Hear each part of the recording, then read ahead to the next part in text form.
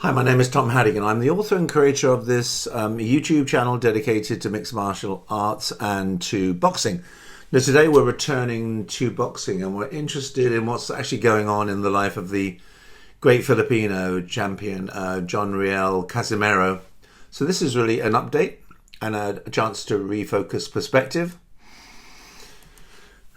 So if John Riel Casimero is aiming to secure a fight with Naoya Inoue, it requires strategic planning, both in and outside the ring. Now we know that all of the Filipino boxing community and the Filipino community at large, they really are looking for this fight. They're angling for it, very keen. So here's a breakdown of what he should focus on, okay? Number one, stay active and win impressively. Momentum matters. Casimero must stay active by taking high-profile fights and delivering dominant, crowd-pleasing performances.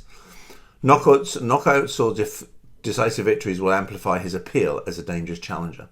He needs to target top opponents, should aim to fight and defeat ranked contenders or champions in the bantamweight or super bantamweight divisions. This would increase his credibility and improve his standing in rankings. Now, we've considered Stephen Fulton as a potential opponent, and I've done a video program on Casimero versus Fulton, so please refer to that. I've also looked at the possibility of Brandon Figueroa being the next opponent for Casimero, so please have a look at my video program. I haven't looked at the possibility of Neri yet being a possible opponent for Casimero, but he's a former two-division champion with explosive power and a Mexican fan base, so a victory over Neri would appeal to global boxing fans. Well, Neri is very powerful and his aggression could pose risks, but Casimero also has his own strengths. His unorthodox style and his punching power would also be problematic for Neri.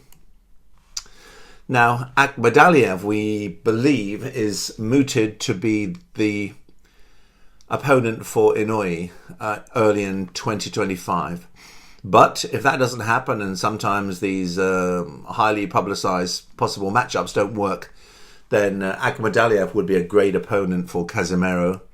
And then, of course, we have the Filipino boxer Astrolabio. Now, Astrolabio would be a great opponent. Unfortunately, Astrolabio had this setback. He had a setback on his last outing, but that's not fatal. So this is another picture of Astrolabio. Now, a big factor with arranging these matchups is promotion. Now, Riel Casimero is currently promoted by Treasure Boxing Promotion. Now, this is a Japanese-based company led by Masayuki Ito. Now, he was a world champion, quite a fine world champion. Now, under his tutelage and promotion, Casimero has focused on rebuilding his career with fights in Japan and the Philippines. So he's aiming to generate momentum for a potential blockbuster matchup with Inoue.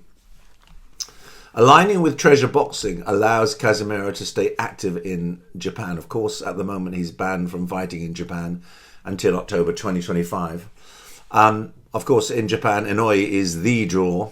But if Casimero is fighting in Japan, it's going to increase the likelihood of a future fight.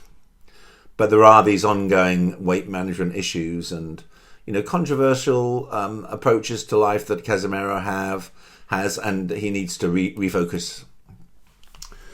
So for John Riel Casimero to secure high-profile fights, including a potential clash with Inoue, aligning with a strong promoter is essential. So here are some of the alternative top promotional companies. If it doesn't work out with his current promoter, what promoter might he consider? Well, he could look at Top Rank. Top Rank is managed by Bob Arum. Bob Arum is rather an elderly gentleman, but he has there will be lots of benefits going with him. Access to Top Rank's connections in Japan, where Inoue has massive drawing power. I mean, if Casimero were matched up or promoted by Bob Arum, he'd have very little problem finding a match with Inoue. Now, Eddie Hearn is a British impresario. He's very active in the world of international boxing. His father was very active and is very active in snooker and other areas. But I don't think that Eddie Hearn is the best match for Casimero. What about Premier Boxing Champions? I don't think Premier Boxing Champions is the best promoter for Casimero. Probellum, well, Probellum does focus on international fighters, and it does have connections in Asia and the Middle East. Probellum's flexibility in promoting events in Asia aligns with Casimero's Filipino heritage. The challenges would be that Probellum's overall reach is not as extensive as Top Rank or Matchroom. Certainly not as extensive as Bob Arum because of Bob Arum's Riyadh season connectivity. And there's also the possibility that Casimero could link up with Manny Pacquiao Promotions.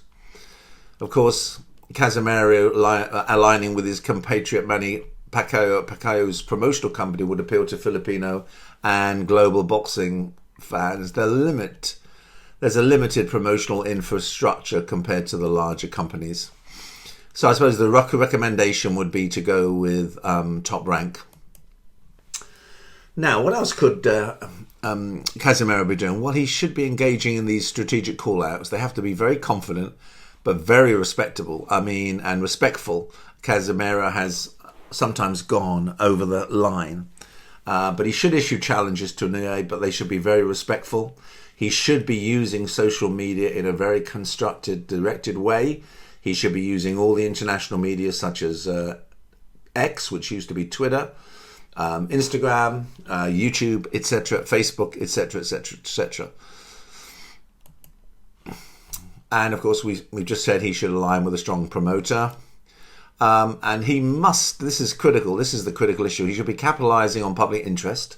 He should be building a narrative, promoting the fight as a clash of styles.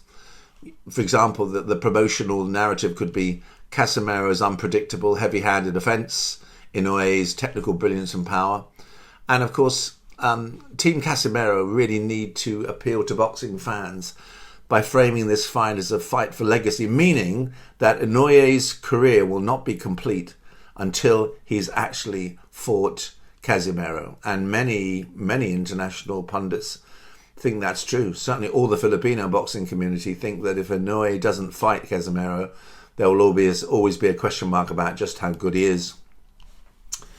Well, he could also target belts and rankings. He could claim a title or high-ranking opponent. And he could actually work hard to change his position in the rankings so that he's favoured by the sanctioning bodies. And of course, he needs to stay professional, avoid controversy, be ready to travel. Thank you for watching. Please remember to subscribe and remember to like.